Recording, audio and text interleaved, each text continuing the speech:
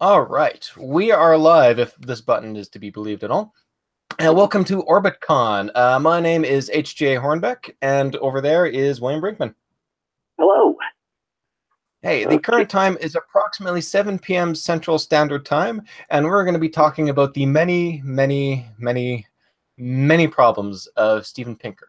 I should give you a bit of a content warning. I at least am going to be talking a little bit about violence and sexual assault, since Pinker really loves it. Yeah, really loves it bringing it up. So, fair warning there. With that, though, Brinkman's going to get us started, so I'm going to turn it over to him. Okay. And thanks for having me on again. For those of you who don't know, Steven Pinker is a famous psychology professor at Harvard University, whose main fields of study are language and cognition. He's won several awards, including Humanist of the Year in 2006 by the American Humanist Association, and the Richard Dawkins Award in 2013 by the Atheist Alliance of America. He's been publishing research papers since 1977, and his work's been cited over 76,000 times by, according to Google Scholar. He's written columns for the New York Times and the Guardian. He's published 10 books, including this one, The Better Angels of Our Nature and Enlightenment Now. Bill Gates considers Pinker one of his favorite authors. And basically, he's known for arguing that violence is decreasing, and that there is general optimism about the future. He argues that civilization encourages our better nature, and resists our darker impulses. And since he doesn't see civilization going away, the future is bright and less violent. And he also condemns activists in the news for focusing only on negative things, and our perception of that the average person only focuses on possible risks, and negative, and doesn't really focus on the positive. And if we do, we're going to see that the world is a wonderful place, less violent, less war, and bravo to the future. I consider him a militant status quo warrior. Now, I do agree that a lot has changed since the foundation of civilization several thousand years ago, and I would agree that science is a positive force for good sometimes. But I think if you look at his argument, and as H.J. and I will go over, there are some problems with his work. And I'm going to go over some general things, and then H.J. will go into more details. Let's see. Basically, in Better Angels, he likes to argue that rock music was one of the informalizing forces when it helped lead to greater violence. He doesn't quite say that rock musicians led to people becoming more violent in the 70s to the 80s, but he gets close. And he basically makes a big deal about the 60s, like people running around naked at Woodstock, and The Who, with Roger Daltrey being photographed in a bathtub full of baked beans, and the Rolling Stones having an album cover of the filthy public toilet. And he also mentions the album Who's Next in the section of the 60s, but it was actually released in 1971. But basically, it's the picture of the band members urinating on a stone block. So basically, his argument is rock music contributed to informalization, lack of loose morals, which leads to violence. And I used to write for an arts and entertainment section for various alternative publications back in the 90s. So this argument kind of got my attention. First of all, if you look at the top 10 songs of the 1960s, you've got The Twist, which is, I don't know, pretty inoffensive. Hey Jude, a love song, moving, not really violent. Song the theme from Summer Place. I've never heard of it. Tossin' and Turnin'. Okay, maybe a little loose. I Want to Hold Your Hand by the Beatles. Nothing really offensive about that. I'm a Believer by the Monkees. I know, arguably the first real corporate artificial rock band. Let the Sun Shine In. Okay, little countercultural. Sugar Sugar. Yeah, harmless pop. Heard It Through the Grapevine by Marvin Gaye. Classic. Elvis Presley, Are You Lonesome Tonight? Not really counterculture. Okay, but then Pinker might argue, maybe you look at the late 60s, it's violent music. Again, not really. 1968, number one song is Hey Jude. Love is Blue by number 2. Honey, number 3. Sitting on the Dock of the Bay, number 4. People Gotta Be Free. Okay, a little countercultural song. 69, number 1 song, Sugar Sugar. Hardly offensive. Aquarius, Let the Sun Shine In. Okay, countercultural. Kicking Next to You, Honky Tonk Woman, and Everyday People by Sly and the Family Stone. Dizzy, Had Fun in the Summertime by Sly and the Family Stone. And I suppose he doesn't really talk, Tinker, I haven't seen him talk about the 70s, but I imagine he'd probably argue that punk rock music and the beginning of heavy metal contributed to the violent trends back then.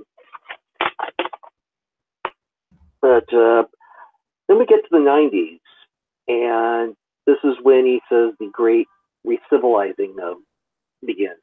It leads to a decline in violence and crime.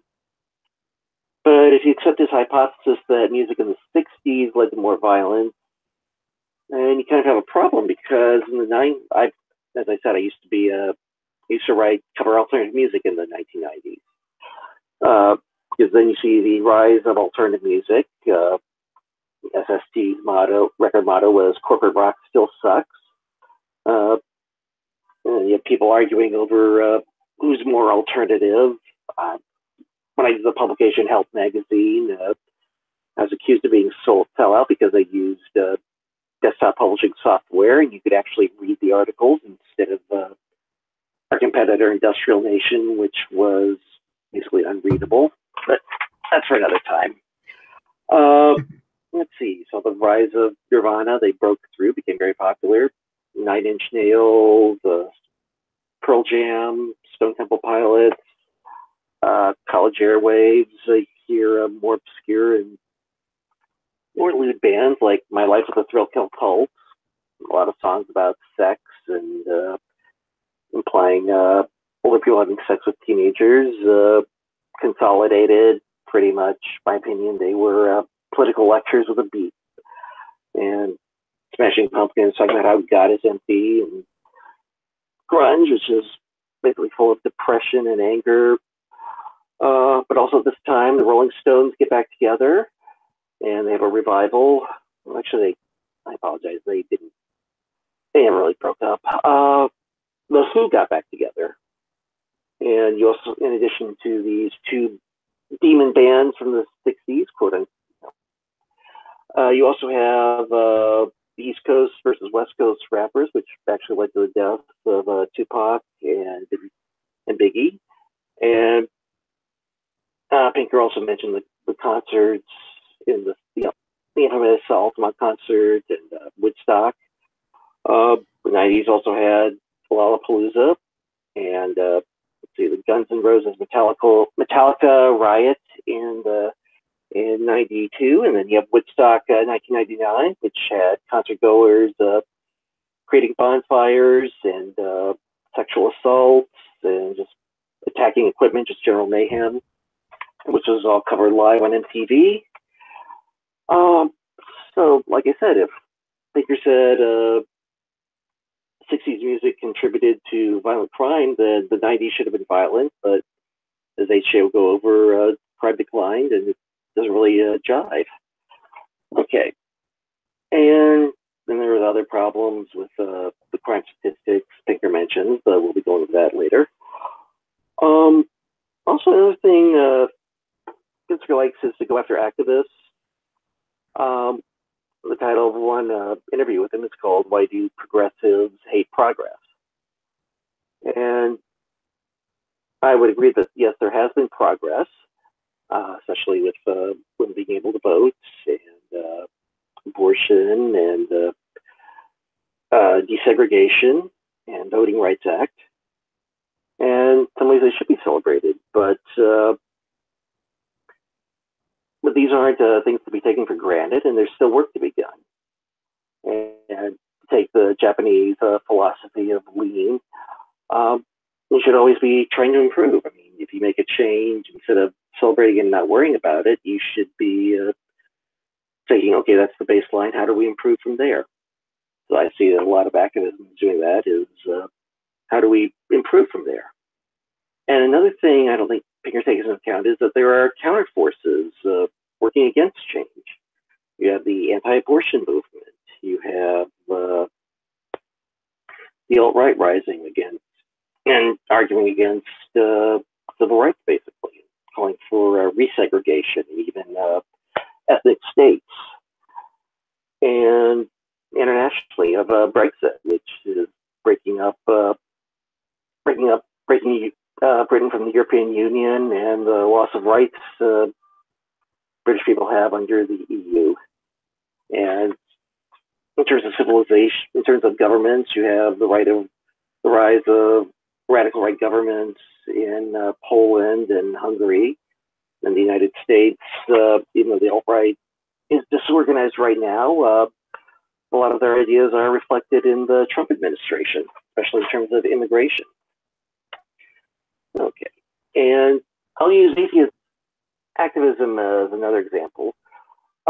Yes, there's been progress. We've gotten rid of organized school prayer. More people identify as atheists, and Richard Dawkins and Christopher Hitchens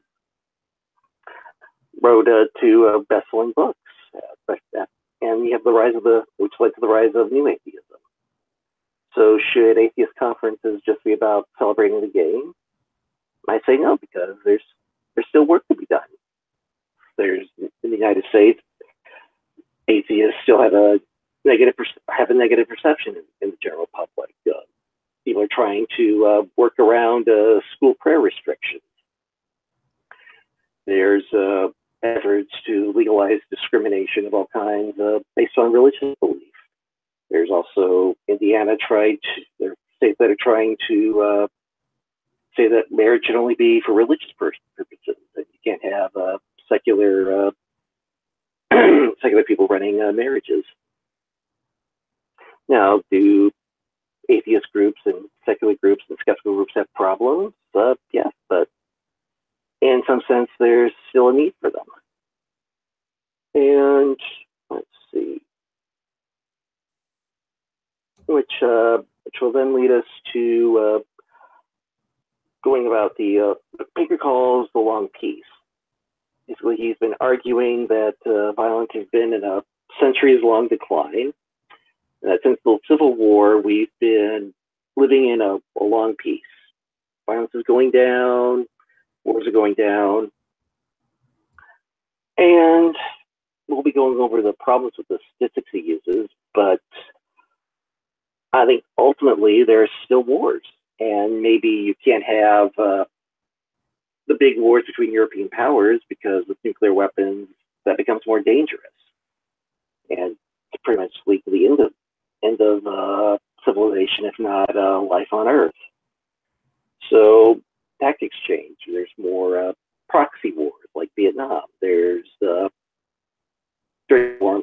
the war on terrorism, you have covert operations and drone bombing campaigns, and all around the world. And of course, it's ironic to talk about a long peace when the Afghanistan war is the longest war in U.S. history and is showing no signs of ending.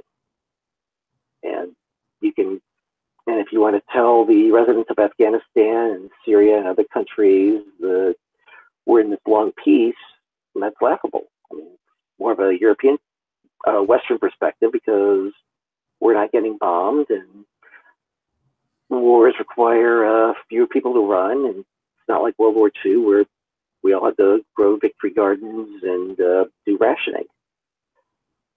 So with that, I'm going to hand it over to HJ. Cool. Thanks, William. I've been checking out the comment thread while you've been talking. So far, no real comments, although people are definitely watching, though. So I know that one for a fact. So sorry about that. I was hoping to throw a few comments your way, but people in the comment section step up, you know? Come on, come on. All right, all right. Well, let me give you a little bit of an exercise just to sort of stretch your legs, you know, get loose and get used to things. All right. I have here a graph. I want you to try and tell me whether or not it is going up, going down, or just staying flat. And you can join in too, Brinkman, if you want. Oh, sure. I would say that you have, my unprofessional opinion, you've got two trends. One's going up and then a downward trend. And maybe overall going up. Overall? Well, that would be a good guess. I mean, certainly we can guess on these things as well, but there is actual quantitative methods to it. I can do a Bayesian linear regression on it and use some non-informative priors. And if I do that and chart the posterior, you find that, yes, indeed, that is in fact going up. And quite solidly going up. None of the posterior actually goes down. Okay. All right, that one was pretty easy, I think. Let's try something a little bit trickier. Okay. Up, down, or even? That is tricky. I would have to say up because it's still higher than the bait where you started. Yep, I noticed that one too. You can see there's actually a clear difference between start and end. It's a really good tell that something is indeed up. And in fact, if you run the stats on it again, yeah, it is. Although you might be surprised just how up it is. It's pretty much just sort of shooting off the side. A lot of that is because you've got sort of a long, steady period right there where it's a long, flat thing. It sort of tugs the regression line upwards. This external stuff is sort of balanced out by the sort of extra stuff up there. All right, all right. Let's go for something fairly tricky now. This one, up, down, or even? I am maybe even. Is it? Yeah, okay. I think that's a pretty good guess. Although, interestingly, again, we crunched the stats on it, and it turns out it actually is up. Although, if you look at the posterior distribution on there, approximately 6% of the trend line, the posterior distribution itself is actually below the horizon. So it's net. It's like 94% up. You know, 94% confidence for it being up. But you know, there is still a little bit of fuzz there. So, yeah, flat I think is pretty good. All right, warm up over. I think let's get down into the actual pinkery stuff themselves. A couple of years after Steven Pinker released Better Angels of Our Nature, he decided to release sort of a follow-up document to cover a couple of things he was being bugged with. You can actually read it for yourself here. Thanks to the magic of QR codes and 10 URLs, you can actually read it for yourself on the fly if you'd so like. The first line of it, just to spoil things for you, many journalists, citing recent violence in Syria, Iraq, Giza, and Ukraine, have asked me whether the decline of violence has gone into reverse since the Better Angels of Our Nature was written. So that's sort of the basic topic that he's trying to cover. And he has a number of updated charts since what came out in Better Angels to show that, yes, indeed, things have gotten better. So, for instance, here's the homicide rate within the United States ranging between 1950 and 2012. The red line right here is when Better Angels was published. As you can see, indeed, the murder rate has gone down since Better Angels was published. Now, I think you can sort of see the problem with this graph here. I just showed this one off, right? And there was actually sort of a general trend upwards. And yet, just because Pinker is focused on this small little area right here, he's able to claim that it's downwards. He's not looking at the total data itself. Now, this chart actually is a fairly bad example. Pinker spends a lot of time in Better Angels talking about it. Brinkman actually gave you a pretty good overview of what he says, so not much need to go over that. Fortunately, within this other document, he's got a number of other charts he shows off. So, for instance, here's a chart of forcible rape in the United States. 1960, Yes, to 2012. Again, the red line is when Better Angels was published. And again, you can see that, yes, indeed, the rate has gone down since he published that book. But the net trend is still up. Yes. This is kind of contrary to his whole thesis that, hey, things are getting better. And yet his own charts show things are getting worse. He actually has a bunch of other charts on there. And, no surprise here that this one actually gives him a little bit of problems, mainly because if you look down at this little tick right here, you'll notice that it's more or less at the same level as it was when his book was published. So things have been more or less flat. So what's sort of hinted at, in the text line above there, is he actually shifts his focus from when Better Angels was published to that 1990s drop that Brinkman brought up. If you look at that point, yes, actually, there has been a substantial drop in homicide rates within Britain and Wales. Great. But the net trend is still up. This runs contrary to his own evidence, and yet it's being cited by Pinker as evidence that things are getting better. I mean, what he's really doing behind the scenes here is doing the same old thing you see with climate deniers, where they'll actually look at a graph of, climate temperature changes over time, for instance, and they'll pick a specific point within that graph and draw a trend line and be, things are actually getting better. We're actually seeing temperatures go down, but they're ignoring the totality of the evidence. Pinker's sort of guilty of doing the exact same things. As Brinkman pointed out, he's not actually taking his explanations from one time period and applying them to others. And it leads to just a complete ad hoc analysis where he's essentially making stuff up as he goes. All right, well, one other thing that I've noticed, especially within Better Angels itself, is he doesn't really sort of talk about data quality whatsoever. Now, that might not seem to be much of a problem. How exactly can you miscount dead bodies? Well, here is one way, actually. It was a report released, I think, back in 2012. I'm going from memory. Don't shoot me for it. Essentially covering what a number of audits did within a couple of police departments in the United States. So, for instance, the Boston Police Departments, they had a clearance rate of approximately 20%. 20% of the cases that they're handed related to homicides, they're actually able to solve, close, finish up, get finished. For Albuquerque, New Mexico, that same rate was 95%. For Fayetteville, North Carolina, hope I'm pronouncing that right, the rate was over 100%. Now, in that case, that's actually just sort of some playing around with deadlines and stats and all that. But you can sort of see the basic thing that's going on here. We're getting such wildly different variations in clearance rates, even within the same country itself. What could be explaining it? Well, if you looked at the paper itself, there's a number of things they bring up. One big explanation for it is that there is a common occurrence where police will actually recommend prosecutors look at a specific case and forward it forward and say, yes, we think there's enough here for prosecutions. But the prosecutors will then decline to take that case themselves. Prosecutors, just like any other bureaucrat, are sort of judged by, how well they do in their job. That means they want to have sort of a high conviction rate. And if they prosecute every single case handed their way, they're going to be prosecuting some potentially questionable cases as well and bringing down that average. So quite frequently, they'll actually refuse to do it. The problem with this is it's actually preventing people from getting justice.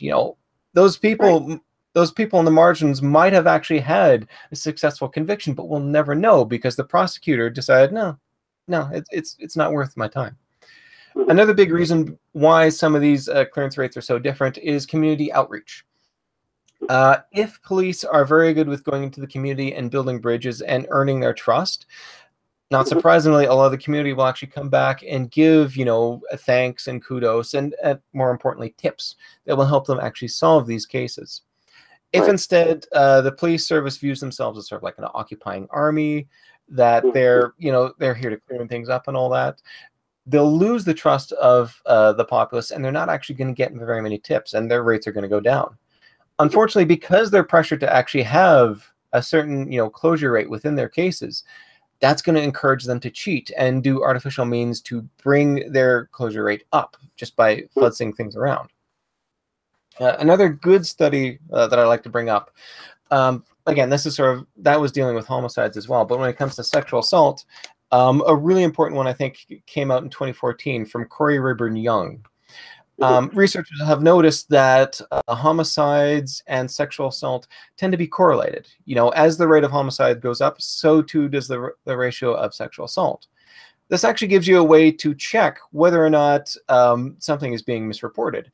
If you see sort of an increase in homicides and yet a sharp decrease in sexual assault, that's a pretty good sign that the police in that jurisdiction are actually fudging the numbers when it comes to sexual assault themselves. So Corey Rayburn Young grabbed all the data sets they could, sat down, did a full analysis of it, and conservatively, they estimated that, I think over the span of a few decades, police jurisdictions were missing approximately 1 million rapes.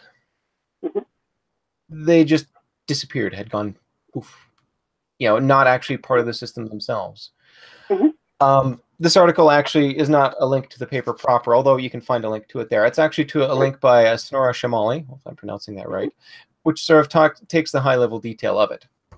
She outlines 4 specific ways that prosecutors had changed the sexual assault conviction rate within their communities. The most common way actually is to sort of abuse police procedure and mark a lot of these cases unfounded. You know, an audit in New Orleans, for instance, to bring up one example she mentions, found that 46% of sexual assault cases were mislabeled and thus had dropped out of the system and were not being followed. Chemaly also brings up examples of destroying or mishandling evidence. If you've heard of the rape kickback log, this is a prime example of that. If you have not, Google it. It is depressing as heck. A third way they'll actually do it is basically to ignore minorities. The idea being that they'll sort of work from the assumption that if a person of color or a trans woman or trans man even comes forward with a story of sexual assault, it's inherently not credible and not worth following up, even though these people are sexually assaulted at a higher rate than supposedly, you know, the majority, you know, Caucasian white women, you know, that sort of thing. Finally, there is also some evidence that police officers will actually coerce people into dropping sexual assault cases themselves. A good sort of chaser to this is to switch from looking at the United States up to Canada. Kind of like the FBI down in the States, we also have something called a Uniform Crime Report. This is collected by Statistics Canada, and it covers basically all the police activity within Canada over a certain time period. This one in particular covers the years 2009 to 2014. If you narrow in just on the sexual assault statistics on there and do a little bit of demographic, you know, figuring on that, you find that according to police departments, approximately 1 in 1,000 women were sexually assaulted within the span of 1 year overall. Now, that's not the only government tally we've got of these statistics going on. Canada also has the General Social Survey, running since, I believe, the 1970s or so, just sort of querying the public in general about, you know, general topics. You know, how are you feeling? Do you feel things are getting better or worse? That sort of thing. Every 5 years, they do a victimization study, which specifically covers various crimes on that. If you look at their victimization thing for 2014, which this does, and look over at the section on sexual assault, you will find that they find that over the past year, within the span of a year, approximately 33 women in 1,000 claim to have been sexually assaulted. Those two numbers differ by over an order of a magnitude. Why is the case? Well, the General Social Survey also asks, hey, did you report your thing to the police? Did you report your crime to the police? And when it comes to sexual assault, only approximately 1 in 20 women actually do. And in fact, if you look at the numbers from 2014 compared to prior years, you find that the number who are actually reporting are declining over time. These women are quite heterogeneous overall, and they give a wide variety of reasons for why. These range everywhere from a fear that the police won't trust them, to the belief that whatever happened was no big deal, even though it was technically a crime and is not worth bringing up. You know, if we go back to the General Social Survey and bring up this graph right here, this here is, since, I mean, it's StatsCan, they're sort of incorporating both the UCR and the GSS into one sometimes. This is a graph of convictions for sexual assault over time. within Canada itself. You can see actually that we've got a very good dip happening right in here. And while it probably doesn't show up too well on the video feed itself, all of these various things are times where the penalties for sexual assault were strengthened, and changes were made to the system to actually make things behave better and to support victims better. So if you were just presented with this graph itself, you'd quite fairly conclude that, hey, you know, things are getting better in Canada when it comes to sexual assault. What you wouldn't realize, though, is while the police data does show, you know, a gradual decrease on it, the General Social Survey has shown that over this time period, sexual assault has remained flat. I have actually tracked down, you know, previous surveys going back all the way to 1994, and a common refrain on them is the rate of sexual assault has not changed. Even when other forms of violence have gone up or gone down, it has remained flat. So while, you know, you might look at this graph, or while other people might look at this graph and say, hey, this is a success, it's actually an abject failure. And yet when you look at Pinker himself, the only statistics he uses is the equivalent of Canada's uniform crime reports, or in this case, the FBI's crime reports themselves. Within Better Angels themselves, he dismisses all other sources of statistics as, quote, junk statistics from advocacy groups. That's page 401 of Better Angels, in case you're wondering. Which I guess means that social justice warriors invented a time machine, went back, you know, 30-odd years in Canada, invaded Statistics Canada, and replaced everybody within that bureaucracy with social justice warriors, I guess. And apparently my taxpayer dollars are going towards hair dye or something. Okay. All right.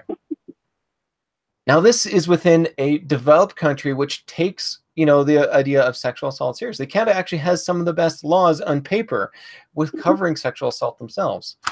Now, what happens when we're talking about wartime, where bureaucracy and the state have broken down, where there are various factions who are trying to inflate or deflate the numbers to suit their various ends?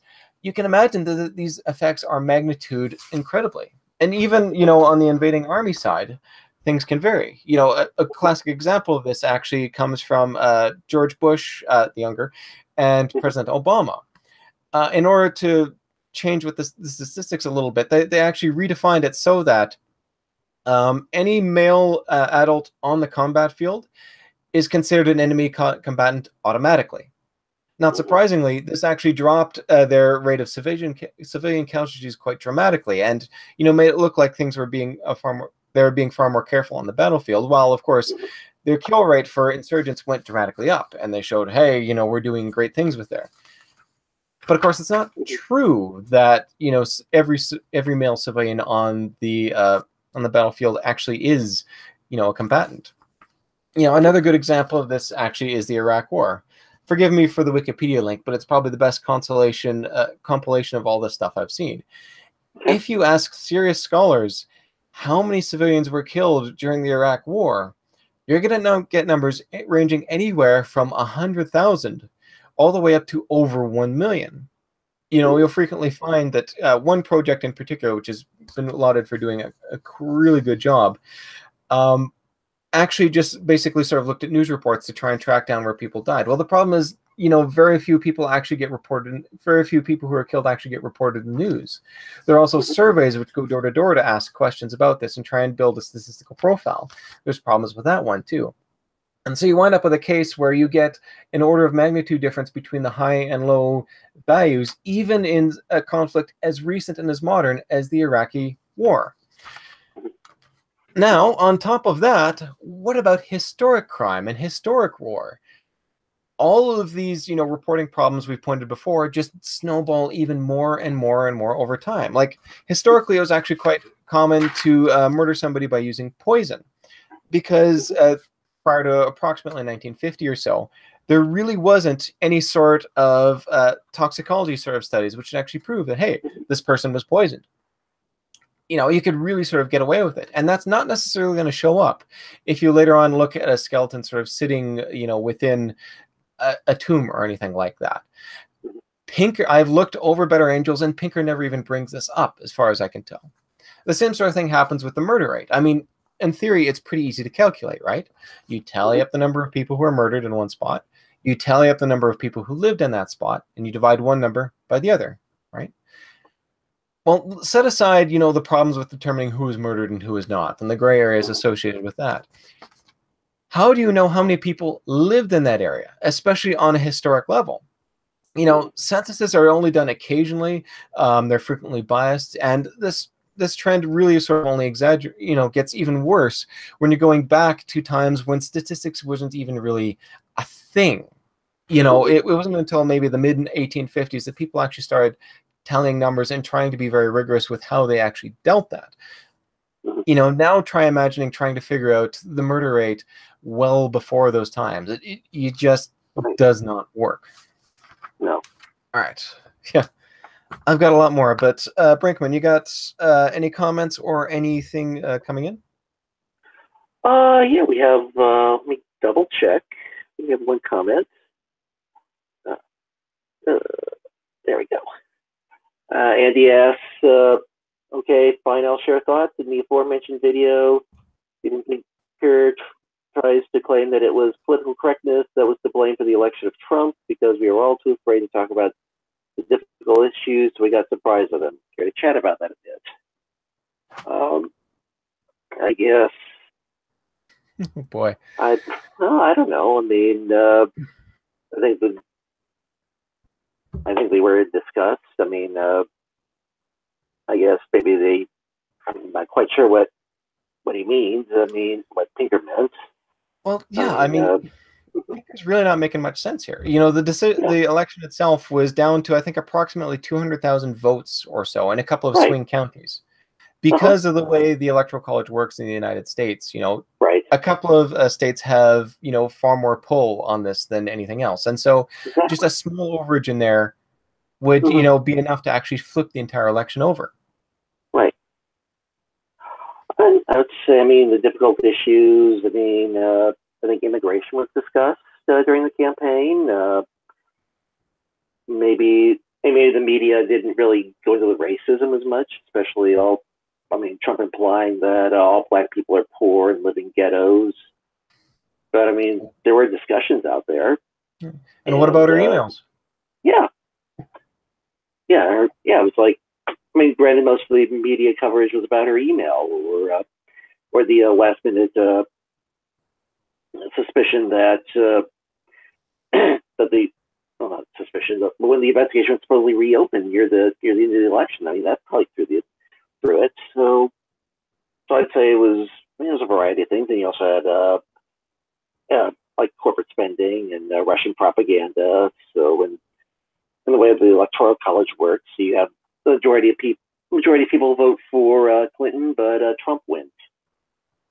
Yeah, and yet Pinker here is saying there is one cause that we didn't talk enough.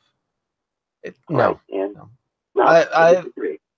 Yeah, there is actually there's a tradition they have actually of getting both sides of the Republican and Democrat sides of the election together, and sort of the low-level people in that, and doing sort of a historic chat between them. And you heard this from the Clinton side, where they asked, okay, well, why did you wind up losing? And they're like, it was so close, you could pretty much name 100 different reasons, and all of them would have some validation to it. Right. To point to a single cause for a race that close really does not make any sense. So why is Pinker pointing to that? Yeah. Probably because he likes simple hypotheses and can twist the information around to support it. Well, yeah. I mean, you brought up some great examples of that too, where he's looking at trends within society and using that to over-extrapolate the actual data that he's got in front of him. Right. Yeah. He is really wedded to his simple stuff. Oh, yeah. All right. Well, we've still got more time. I've got something else to get on. So unless you've got further comments, Brinkman, I'll switch over to Pinker's weird views of entropy. I'd love to hear about entropy. Nice. It's a tricky topic, so hopefully I can do it justice. Okay. And okay, the title of the thing are the many problems and all that. So it's kind of important to recognize that Pinker isn't always wrong. He does get things right on occasion. Yeah. And when it comes to entropy, I will state that, within Enlightenment Now, actually, specifically pages 15 to approximately 30 or so, working from memory again, when he talks about entropy as a thermodynamic process, he's actually got a really good description of it. Sort of a really good grasp of it. And his explanation for entropy, well, I'll get into that one later on. But, he does a decent job on there. Also, one thing I really like actually was on page 24 of Enlightenment Now, where he takes creationists to task, if I may quote. Creationists commonly doctor the second law of thermodynamics to claim that biological evolution, an increase in order over time, is physically impossible. The part of the law they omit is in a closed system. Organisms are open systems. They capture energy from the sun, food, or ocean vents to carve out temporary pockets of order in their bodies and nests, while they dump heat and waste into the environment, increasing disorder in the world as a whole. Sounds pretty good, right?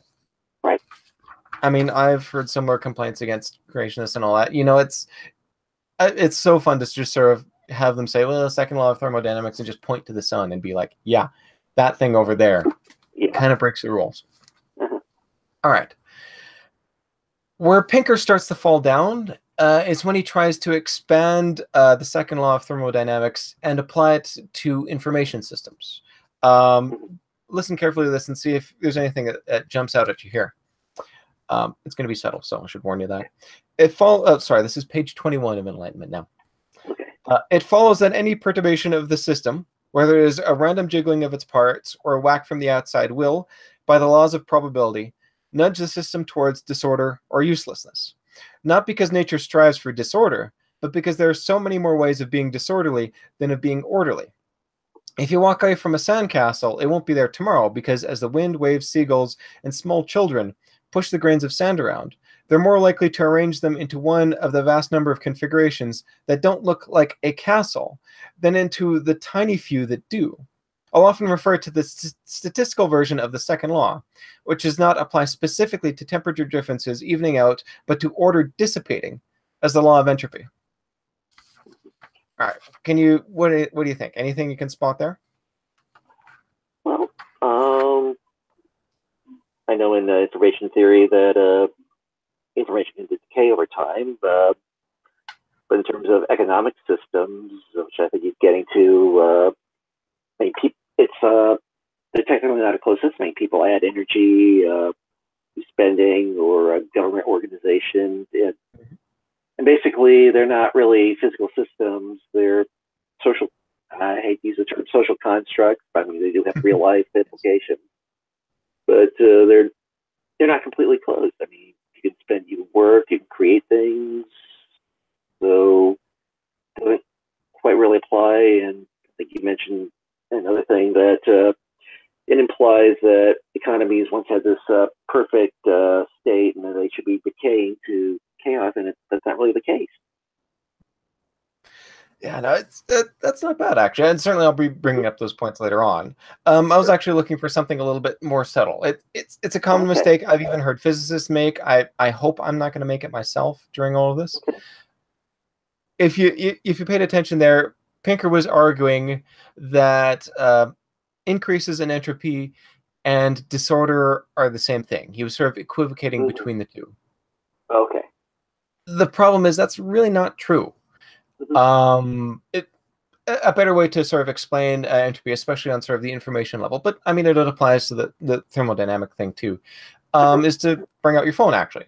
Almost everybody has a smartphone nowadays. You've seen the game on Facebook or whatever and all that, where they actually have you enter predictive text. So, bring up a text message or something like that and start typing in something like, I don't know, for dinner I want. And you then use predictive text to fill in the result. And most of the time, if you actually do that, you'll get something okay. I mean, it's English, but if you sort of read it carefully, it won't quite make sense. It's kind of astonishing that something like this, which, is an inanimate thing, can actually have such a good grasp of English. But the reason it's able to do that is because English is itself quite ordered. Like if I tell you that, okay, the next string within this phrase is a T, can you tell me the letter that comes after that? Well, if you know English, you know that T is almost always followed by H, and other things are far less likely. So if you guess H, you're actually going to have a very good idea of what's happening next in the system itself. Compare and contrast that with a random number. I, on my phone, happen to have a random number generator. Currently, I've plucked a random number between 1 and 27. So here is the current random number I've got. I want to care to guess what the next random number is. So we need to tell unless you've got a limit. Between 1 and 27, and go. There we go. Sorry, I'm trying to do it backwards and looking into a screen. So 26. Did you get it right? Oh, okay. One more try. 1 and 27. Can you guess? Okay. Yeah. Oh, did not hit. There we go. 3. Got it. Those of you who got 3 are lucky, really. Nothing else. I was lucky. Nice. Bravo. All right. Well, it's more than just sort of a simple game. It actually is the best. It is actually a solid explanation of entropy itself. Entropy is not order. It has to do with transitions of state. You know, within English, there are very few transitions of state which make sense to go from one spot to another. Hence, it's considered a low entropy thing. Whereas with the random number generator, there are a lot of potential transitions from the current state to another state, which you could follow through. Okay. And that is why that is considered high entropy. That's really all it is, both on the thermodynamic side and the information side. And I mean, it kind of sounds like I'm being a bit nitpicky here. You know, if you even look at my explanation for entropy itself, it's pretty similar to what Pinker himself gives in Enlightenment Now. Right. And, you know, you can sort of see how, well, you know, there are very few choices for the next possible state. Sounds a lot like, well, it's actually very ordered. It does have consequences, though. And to help you sort of keep things straight for, you know, what's the difference between order and entropy and all that, think about the eventual fate of the universe itself. If supersymmetry is correct, the particles are all going to decay away. Then after approximately years or so, all the black holes are going to decay away, and we're just going to be left with sort of a particleless void, where it's just virtual particles popping in and out of place. So which one do you think has more order? The giant mess of particles which occurred at the very start of the universe itself, or the void which is going to happen at the very end? Certainly, I'd argue.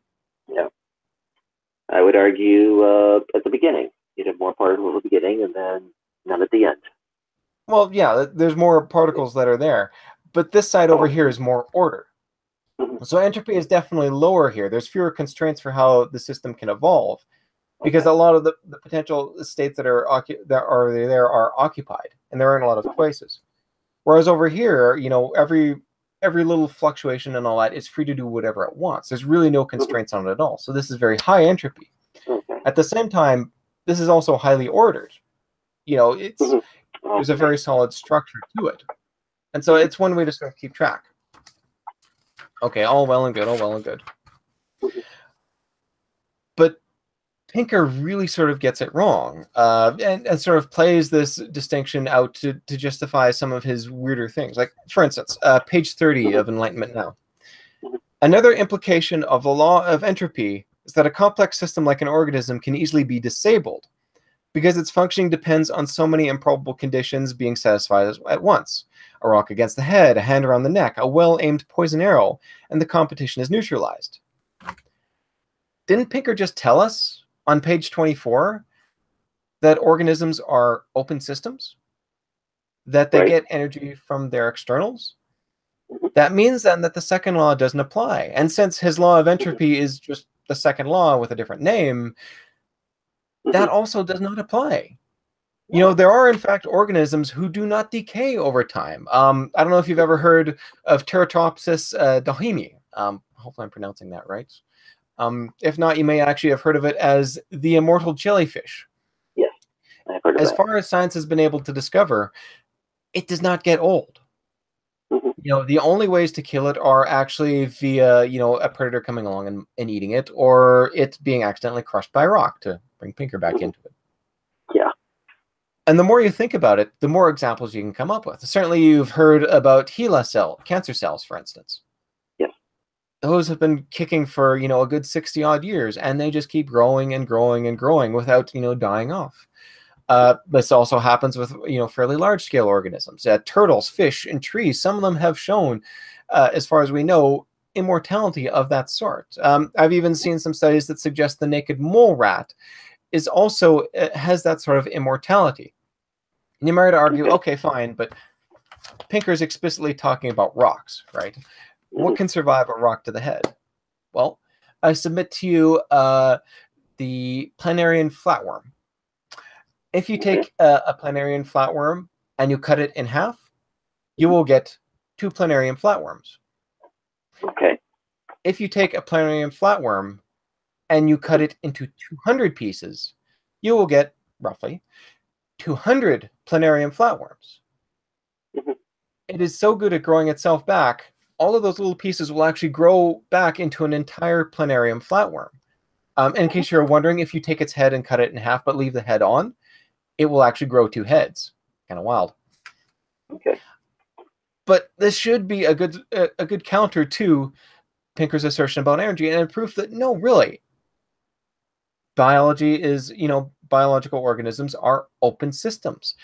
That means that the second law and the law of entropy do not actually apply. Now, if you think that's bad, Brinkman, you're going to love this one. Okay. Page 29 of Enlightenment Now. Okay. Poverty, too, needs no explanation. In a world governed by entropy and evolution, poverty is the default state of humankind. Matter does not arrange itself into shelter or clothing, and living things do everything they can to avoid becoming our food. Yeah, he actually says it. As you pointed out, human society is an open system. Right.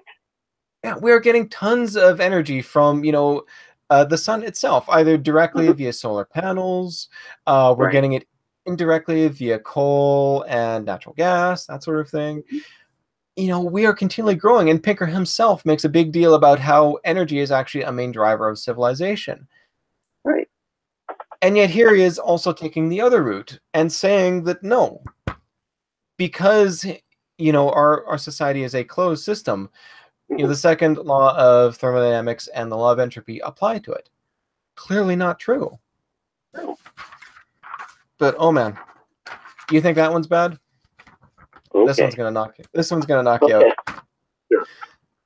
Page 22, Enlightenment Now. The chemist Peter Atkins alludes to the second law in the title of his book, 4 Laws That Drive the Universe. And, closer to home, the evolutionary psychologists John Tooby, Leda Cosmides, and Clark Barrett entitled a recent paper on the foundations of the science of mind, "The second law of thermodynamics is the first law of psychology." Ooh. They lost me at evolutionary psychology. Yeah. I know what you're thinking. These people must be quacks. Pinker, I don't know, he's guilty of a conceptual penis kind of hoax or something like that. He's citing some, weirdos out of the thing.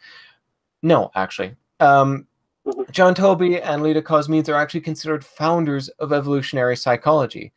Pinker has about, I think, 75,000 citations to his name. Leda Cosmides has 45,000. She has won at least 3 awards that I was able to track down. Both Tooby and Cosmides are considered key members, members in good standing of the evolutionary psychology community. And here they are arguing that the second law of thermodynamics is the first law of psychology. No. And Pinker himself, is no slouch in the evolutionary psychology thing, so he too is endorsing this. No, really, you want to see it for yourself, it's public access. Go right ahead. Open up the paper itself and enjoy the face palms that will erupt from that. Yeah, it is something. All right. Let me give you one example from it. Page 862, for instance. Thermodynamics informs us that, in general, such functional order does not come about spontaneously. Geology does not produce fresco Tuscan villas, hurricanes do not assemble violins, and shaking up mixtures of sugar, milk, and dirt will not produce Komodo dragons or congressmen. Because the second law of thermodynamics states that physical systems tend to move forward toward more probable states, they tend to move away from organization in their path towards maximum disorder. Even more depressing, highly ordered physical systems, organisms should tend to slide rapidly back towards the state of maximum disorder or maximum probability. Thus, to study organisms scientifically is to be confronted with the following questions. Why is it that living things exhibit a miraculously high level of order not found among the non-living? Where does this high level of order come from? Why is it functional order? And in the history of life, what causes increasing order to accumulate so often across geological time? Darwin was the first person to work out the key to answering these questions in a way that could potentially satisfy a modern physicist. Darwin's answer to the thermodynamical puzzle of organisms was to identify the causal links between self-reproduction and the high functional organization of organisms. Pinker himself told us that organisms are open systems. The second law of thermodynamics does not apply to us. And yet, when it comes to validating evolutionary psychology, two other key evolutionary psychologists, and this Barrett guy, all agree to this weird, twisted version of entropy. If that does not convince you that the entire field is the domain of quacks and all sorts of pseudoscientists, I'm really not sure what would. No. All right, well, I mean, I could go on. Brinkman, I know you definitely could go on as well. Right. But I am looking at the time, and I think we've got approximately 3 minutes until the next panel. So, right. Just making sure there are no more comments. I did not see any. So I think just to give everybody a bit of a break and all that, maybe we should sort of break here and go on. I mean, I would love to talk about the two cultures and all that in Enlightenment Now and all that, but it's going to have to stay for another time. So, Brinkman, anything else you want to discuss before we sign off? No, just thank you for having me on, and I suppose we can discuss. We can deal with these issues further in our respective blogs. I'm Bolingbroke Babbler at Free Thought Blogs. Yes, and I'm on Reprobate Spreadsheet over at Free Thought Blogs. All right, with that, I'll sign us out, Brinkman. Thank you very much for attending this talk. Oh, shoot, I forgot to memorize the next one that's coming up. Sorry about that. There's another talk coming up. There's one more talk coming up. It is awesome, I assure you. So go and watch it. Sorry about that. All right, good night, everybody. Next talk is Growing Up in the Movement. Ah, thank you, Brinkman. Thank you for that. Yes. All right, with that, we're out of here. Goodbye, everybody.